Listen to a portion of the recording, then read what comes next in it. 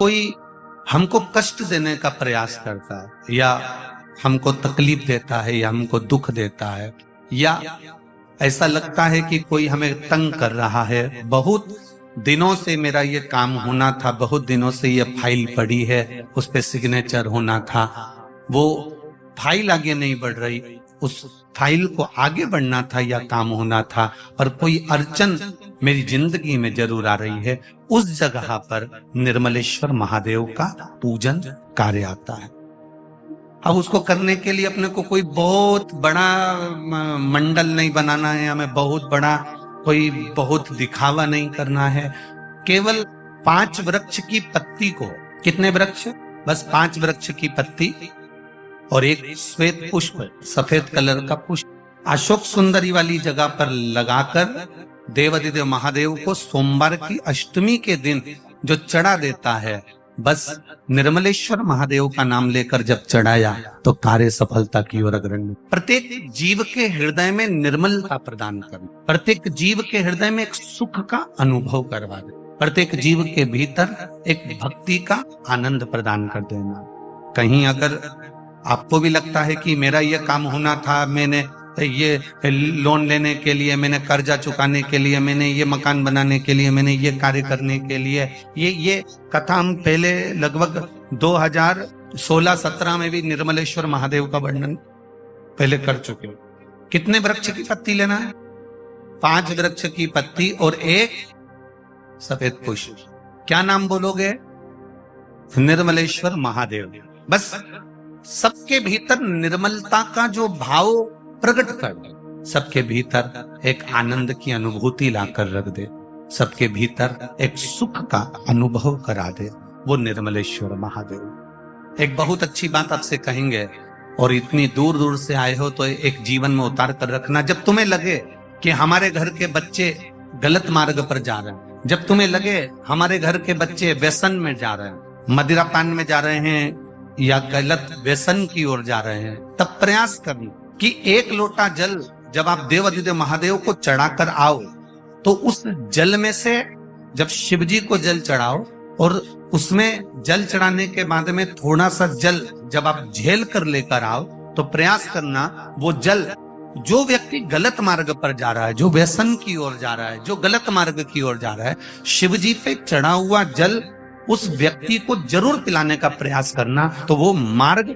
वापिस गलत छोड़कर अच्छे मार्ग की ओर आ जाए। शिव महापुराण की कथा तो यहां तक कहती है कि शंकर भगवान पर चढ़ा हुआ मात्र जल, शंकर भगवान पर चढ़ा हुआ मात्र नैवेद्य, शिव जी पे चढ़ा हुआ मात्र कोई पदार्थ, कोई भी नैवेद्य, कोई सामग्री, कोई प्रसाद अगर शिव को समर्पित हुआ है और शंकर भगवान को समर्पित हुआ और वो सामग्री अगर आपने शंकर भगवान से औषधि के रूप में मांगी है तो शिव ने उसको औषधि कर कर प्रदान करा है, शिव ने उसको औषधि के रूप में।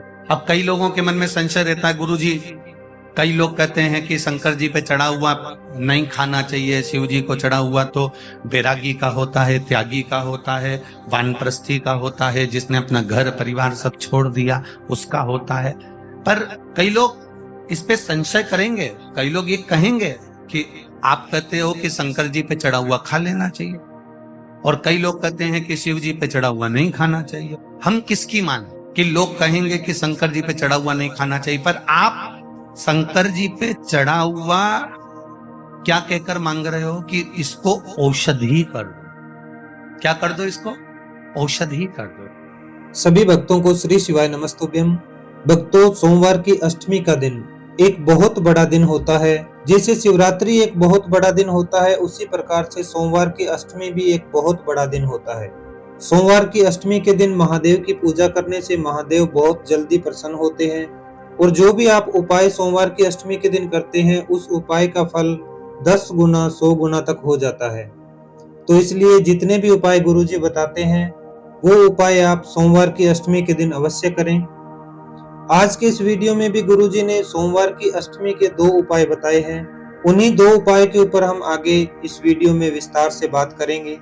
अगर आपकी जिंदगी में किसी भी प्रकार का संकट है, आपका कोई काम अटक रहा है, बहुत ज्यादा आप परेशान हो चुके हैं, तो आपको जो आज गुरुजी ने उपाय बताया है वो उपाय एक बार जरूर करना चाहिए। सोमवार की अष्टमी के दिन किसी भी 5 पेड़ के पत्ते और एक सफेद पुष्प लेना है। ये दोनों चीज महादेव के शिवलिंग पर माता अशोक सुंदरी के स्थान पर छुआकर महादेव के शिवलिंग के ऊपर समर्पित करना है। माता अशोक सुंदरी के स्थान पर आपको नहीं चढ़ाना, सिर्फ माता अशोक सुंदरी के स्थान पर टच करवाकर महादेव के शिवलिंग के ऊपर चढ़ाना है और साथ में निर्मलेश्वर महादेव का नाम लेना है। अगर आप ये छोटा सा उपाय सोमवार की अष्टमी के दिन करते हैं तो अवश्य महादेव आपके सभी संकटों का नाश करेंगे, आपकी सभी मनोकामनाएं अवश्य पूरी करेंगे। और जो दूसरा उपाय गुरुजी ने बताया है वो उपाय आपको सोमवार की अष्टमी के दिन शुरू करना है। एक दिन नहीं करना, यह उपाय आपको लगातार करना है, पर शुरू आपको सोमवार की अष्टमी के दिन करना है। अगर आपके घर में कोई ऐसा व्यक्ति है जो गलत आदतों का शिकार हो गया है या फिर कोई नशे में पड़ गया है, किसी भी प्रकार की गलत आदत का अगर कोई शिकार व्यक्ति है, उसके लिए आपको यह उपाय करना है। आपको सिर्फ 1 लोटा जल लेकर महादेव के मंदिर में जाना है और महादेव के शिवलिंग पर 1 लोटा जल चढ़ाना है। जो जल आप चढ़ाएंगे वो चढ़ा हुआ जल थोड़ा सा वापस लेकर आना है और जो भी आपके घर में गलत आदत का शिकार व्यक्ति है उसको थोड़ा थोड़ा पिलाना शुरू करना है। यह उपाय आपको लगातार करना है। सोमवार की अष्टमी के दिन शुरू करेंगे और हर रोज आप महादेव को जल चढ़ाएंगे और वापस लेकर आएंगे और फिर जो भी आपके घर में गलत आदत का शिकार व्यक्ति है उसको वो पिलाएंगे।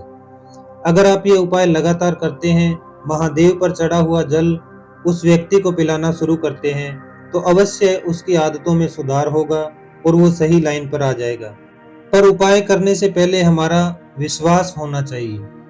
अगर हम पूरे विश्वास से उपाय करते हैं तो उसका फल अवश्य मिलता है। भक्तों, मैं हमेशा गुरुजी द्वारा बताए गए उपाय, बिल्कुल सही उपाय आप तक लेकर आता हूँ और पूरा उपाय आपको अच्छी तरह से बताने की कोशिश भी करता हूँ। फिर भी अगर आपका कोई प्रश्न रह जाता है तो आप मुझे कमेंट करके पूछ सकते हैं, और अगर आपका कोई प्रश्न ना भी हो तो कमेंट में महादेव का एक नाम जरूर लिखें, महादेव के नाम की एक हाजिरी जरूर लगाएं। वीडियो पसंद आया तो वीडियो को लाइक जरूर करना, और अगर आप मेरा वीडियो पहली बार देख रहे हैं तो चैनल को भी सब्सक्राइब जरूर करना। श्री शिवाय नमस्तुभ्यम। हर हर महादेव। जय महाकाल।